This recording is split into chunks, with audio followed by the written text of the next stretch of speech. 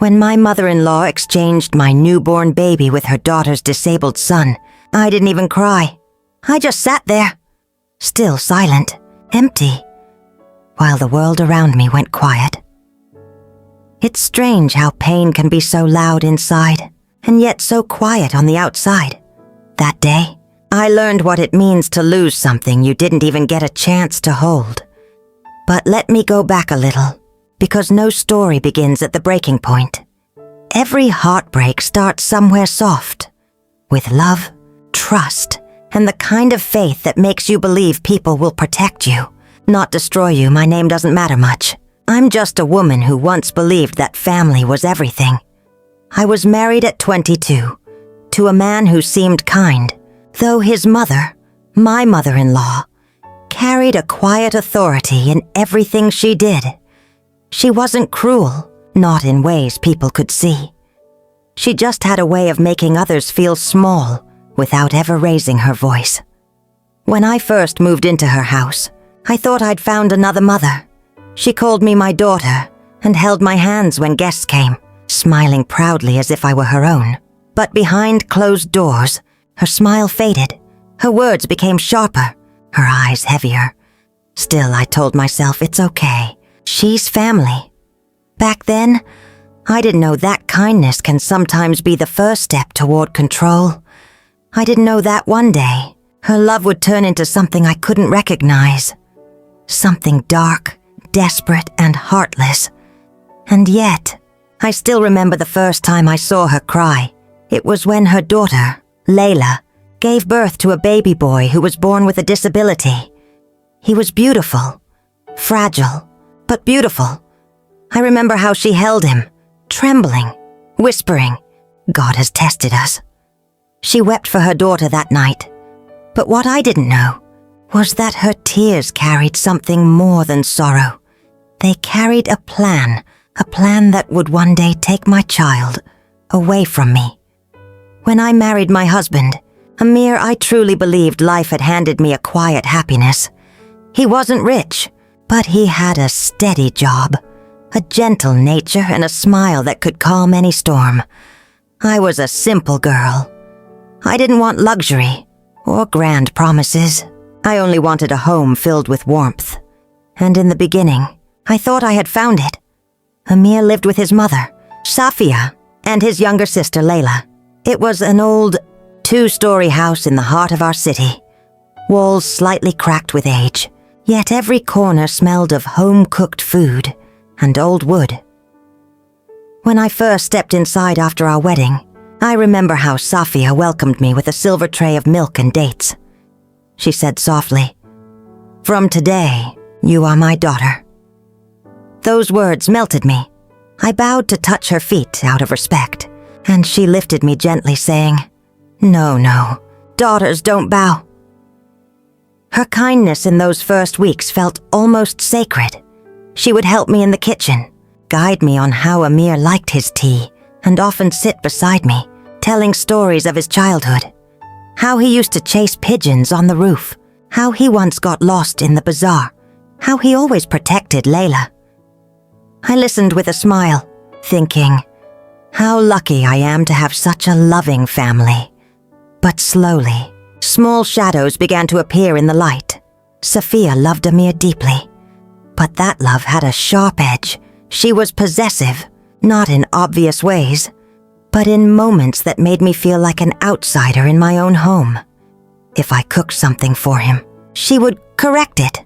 If I ironed his clothes, she would quietly redo them. And when he came home from work, she would rush to open the door before I could. At first, I laughed about it. "She loves you too much," I'd tease Amir. He'd smile and shrug. "She's always been like that. Don't take it to heart." And I didn't. Not then. Because love makes excuses for things that hurt. It teaches us to call pain by gentler names. Habit, concern, care. I kept believing her heart was good, that she only wanted the best for her children, even if it meant keeping me a little distant. Then there was Layla, her daughter, younger than me by 2 years, bright, outspoken, and yet shadowed by a quiet sadness. She was engaged when I first came into the family, but the marriage didn't last. Her husband left after a few months, saying she couldn't conceive. I saw how that broke her. I saw how Safia's eyes filled with pain every time someone mentioned babies or blessings. One night, when I was cleaning the kitchen after dinner, I heard them talking in the other room. Safia's voice trembled. She was my joy, Amir. I wanted to see her holding a child before I die. And Amir said softly, "It will happen, Ma. God will bless her again." I stood there, hands still wet from washing dishes, and my heart felt heavy.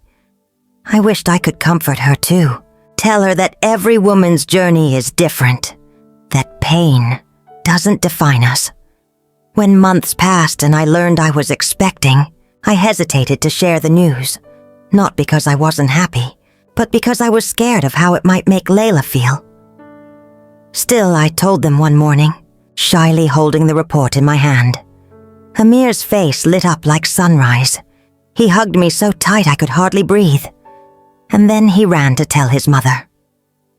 Safia froze for a second, her eyes wide, her lips trembling, before she smiled. But that smile didn't reach her eyes.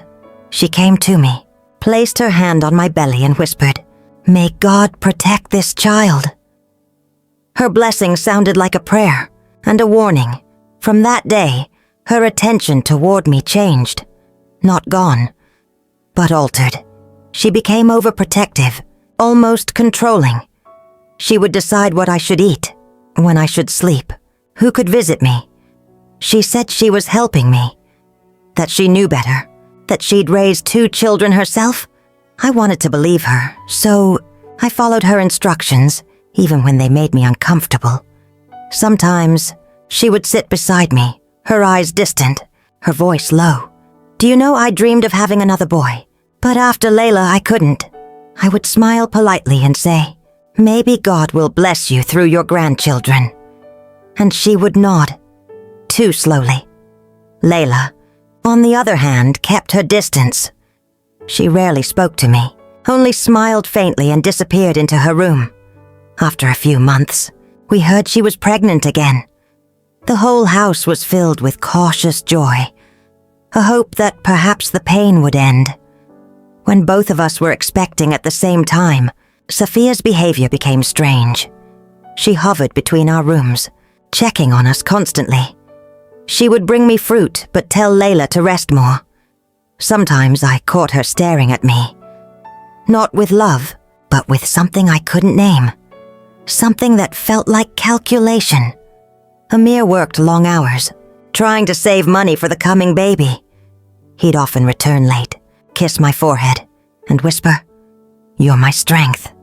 And I would hold his hand, grateful but lonely. At night, I'd hear Safia praying, her voice soft but urgent. Once, I caught a sentence that stayed with me. "God, give my daughter what she deserves. Give her a child she can love." And I thought, she's praying for both of us, but maybe she was praying instead of both of us. When the day came and Layla gave birth first, I remember how the air in the house changed. The baby was a boy, but something wasn't right. He was frail, his breathing uneven. The doctor said he would need special care, that he might never walk. Layla broke down in tears. Safia held her all night, whispering, "He's still your blessing. Don't cry." But her eyes were empty. And when my time came a few weeks later, I was taken to the same hospital. Safia insisted she would stay with me, that a mother should be present when another woman becomes a mother. I was touched. I didn't know it would be the last moment I'd ever feel grateful to her. The night before I gave birth, I remember the rain tapping softly on the window. Safia sat beside me, brushing my hair, humming an old lullaby. Her touch was gentle, her eyes thoughtful. She said, "When your baby comes, your life will change forever." I smiled, not knowing what she really meant. And when dawn came, the world that I knew was about to disappear. When I woke after the birth, the world felt soft and unreal. like a dream that still carries the sound of rain. The nurse said, "It's a boy," and placed him in my arms. I stared at the tiny face pressed against my chest. His eyelids fluttered like thin petals.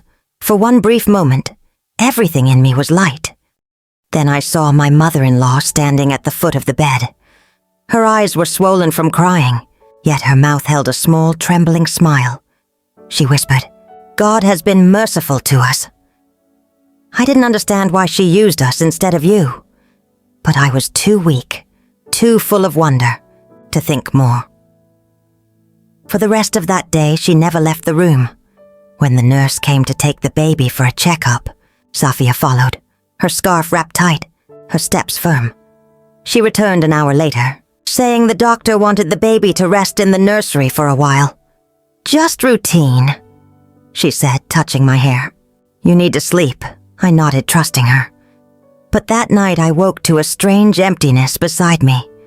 No soft breathing, no warmth. A mother can feel her child's absence before she opens her eyes. I called for the nurse and she said gently, "The baby's fine. He'll be brought in the morning." Still, I couldn't fall back to sleep. Something felt hollow inside my chest, as if a thread had snapped. By morning, when Safia brought the baby back, I reached out eagerly. He looked different, the same size, the same blanket, but his face seemed paler, his hair thinner. I told myself it was the light. Hospitals always changed how things looked. I kissed his forehead and whispered, "My little one," and let the doubt fade. We went home 2 days later. The house had been decorated with garlands, and neighbors came with sweets and blessings. Safia took the baby from my arms to show him around, her voice thick with pride. When I asked for him back, she said, "Let me keep him a little longer. You rest." That became her refrain. You rest. Days passed in a blur of feeding bottles, lullabies, and sleepless nights. Yet every time I held the baby, I felt an odd distance, as though I was caring for someone else's child. He rarely looked into my eyes. His cry was thin, unfamiliar. At first, I blamed myself. Perhaps I was exhausted. Perhaps this was what all new mothers felt. But when my friend Nabila visited, she frowned slightly. "Wasn't he heavier when I saw him in the hospital?" she asked.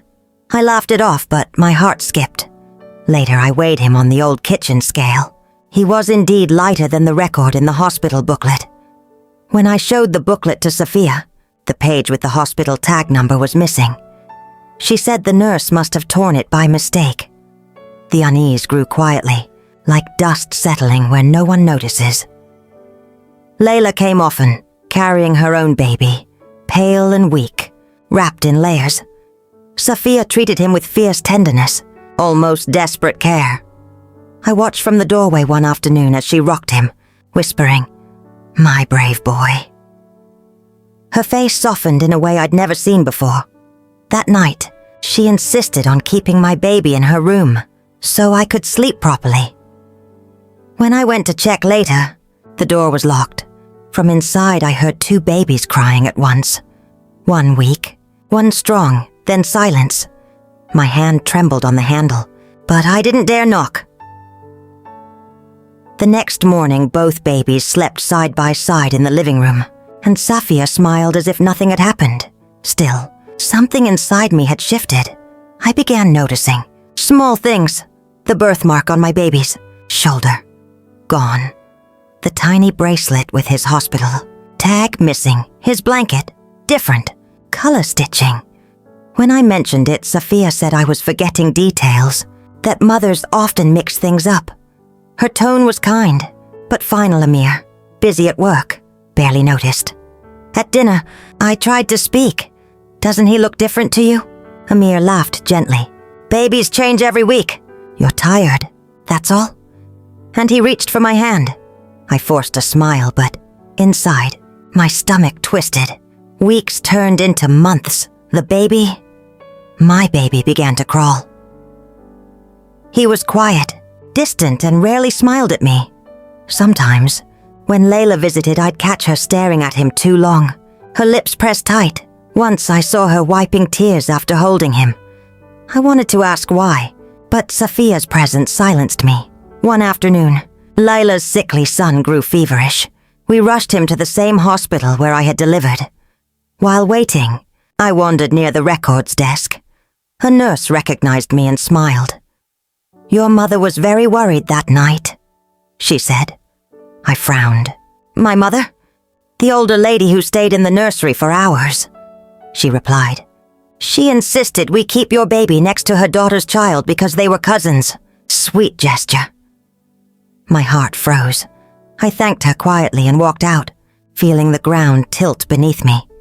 At home, I could no longer ignore the storm rising inside. That night, I opened the small wooden box where I'd kept all the birth papers. One envelope was missing. The one with the identification slip the nurse had pinned to my baby's blanket. I went to Safiya's room. She was praying, whispering the same words again and again. When she saw me, she said, "Is he asleep?" I didn't answer. "Where are my hospital papers, Ma?" She blinked slowly. "Why do you ask?" "Because one is missing." Her lips tightened. "I told you you misplaced things. Go rest." Her calmness frightened me more than anger would have. That night I hardly slept. Images flashed through my mind. The locked door, the 2 cries, the missing bracelet, Layla's tears. I rose before dawn, went to Layla's room, and looked at her child sleeping beside her. There on his shoulder was a tiny crescent-shaped birthmark, the one I'd seen on my baby the day he was born. My knees weakened. I sat on the floor, clutching my chest, afraid to breathe too loud. Layla stirred, half awake. "Are you all right?" she whispered. I looked at her and saw the answer in her eyes before she could speak. She knew. We didn't talk that morning. We just sat in silence, 2 mothers bound by something unspeakable. When Safiya entered, her gaze moved from one of us to the other. For the first time, I saw fear in her face. Not the fear of being caught, but of losing control. She said quietly, "Everything I did was for love." Her words echoed through the room like a curse. I stood, my body trembling. "Love?" I said. "You call this love?" She looked down, tears running into the lines of her hands. Layla's boy wouldn't have survived in that home, I thought. If she could raise yours, and you could raise hers, both would live. Her logic shattered me. I couldn't find anger, only disbelief. The world tilted, and all I could think of was the first moment I had held my son, and how someone else had taken that moment from me. I went to the window and watched the morning. Light spill across the courtyard. The air smelled of dust and milk. Behind me, I heard Layla sob softly, rocking the child who bore my blood. Safiya whispered prayers under her breath. I turned back, my voice barely steady. "Give me my baby." No one moved for a long time. Then Layla stood and placed the sleeping child in my arms. He stirred, opened his eyes, and for the first time looked straight into mine. In that gaze, I felt both life and loss collide. I held him close, afraid that if I blinked, he would disappear again. In that moment, truth wasn't loud. It was quiet, almost gentle. A mother's heart doesn't need proof. It just knows. Morning came with a silence that felt unnatural, as if the house itself was holding its breath. The truth had been spoken, yet the world hadn't collapsed. It had just gone still. I sat in the courtyard with the child in my lap. My child, while the sun slowly climbed the old wall. His little fingers clutched at my sleeve. He didn't understand what had changed, but his small body leaned into mine, trusting me without question. Safiya came to the doorway, her scarf loosely tied, her face pale. Behind her, Layla stood like a shadow, her arms wrapped around the boy who bore her blood but not her name. For a moment, the air between us seemed to tremble. I never meant for harm. Safiya began softly. Her voice cracked, that same voice that had ordered the household for years. now thin and uncertain. I only wanted both children to live. I turned my head slowly, unable to look at her for long. By taking mine from me? She clasped her hands together. You don't understand what it's like to lose one after another. You had strength. Layla had none. The doctor said her baby might not make it through the night. I thought if she could hold yours, it would give her reason to live. And I thought, if you had her child, it would be the same. Love would grow regardless of blood. Her words fell like stones into water, heavy, rippling, painful. Layla's eyes filled with tears.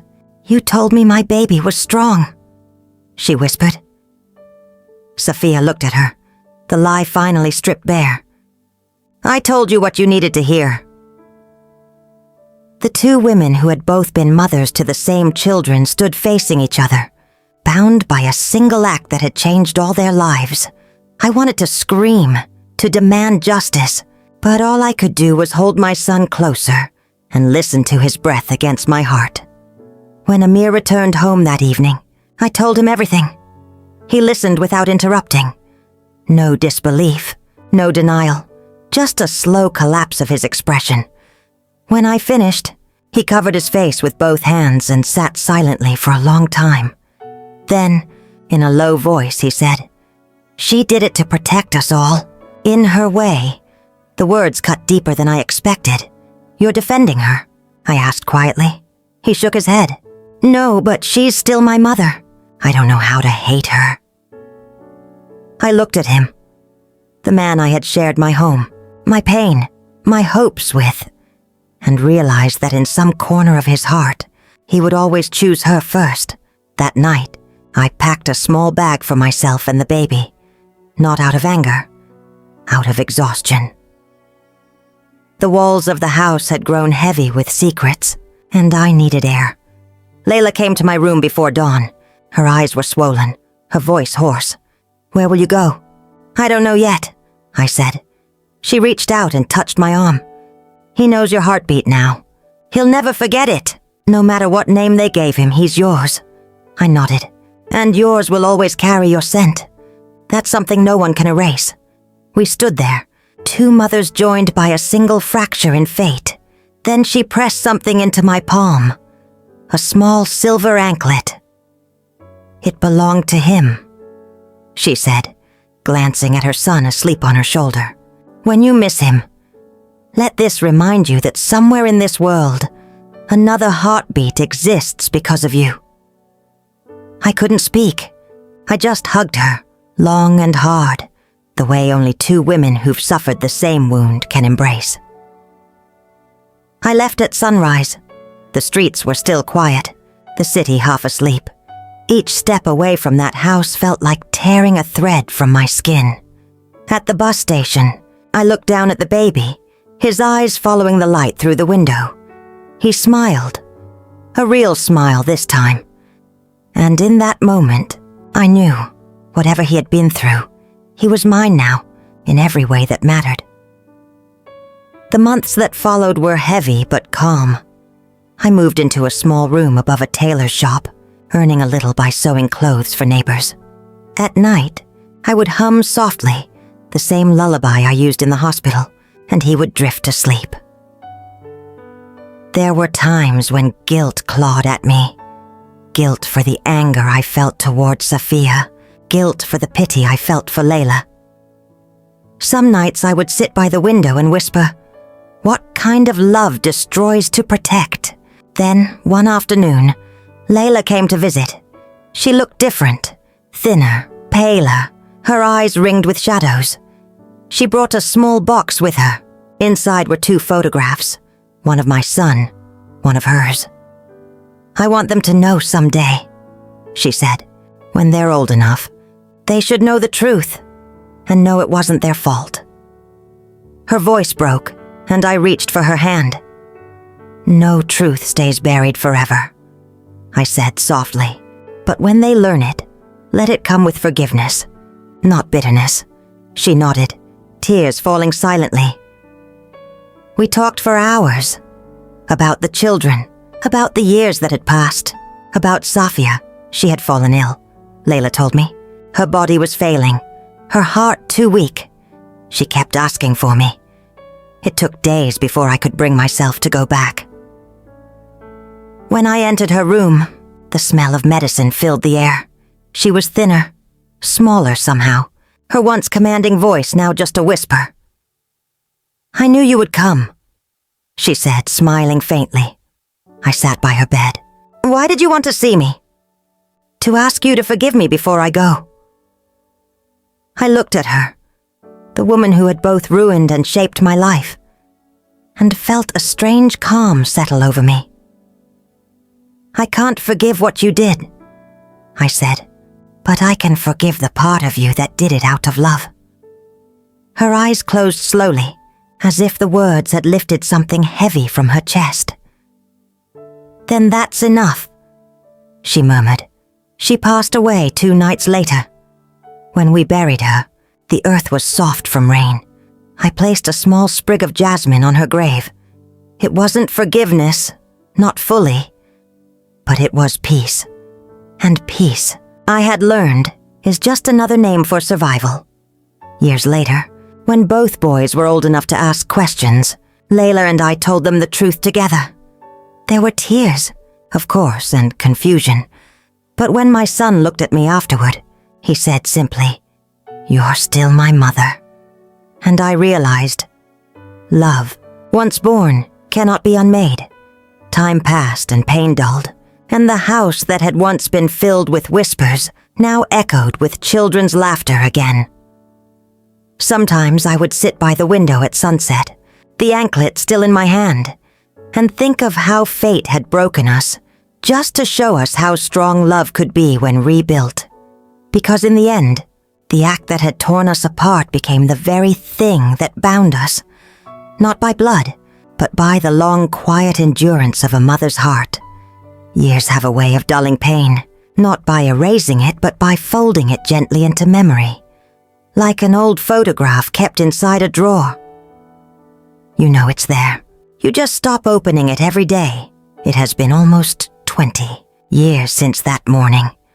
The morning I left my husband's house with my child in my arms and nothing but silence between us.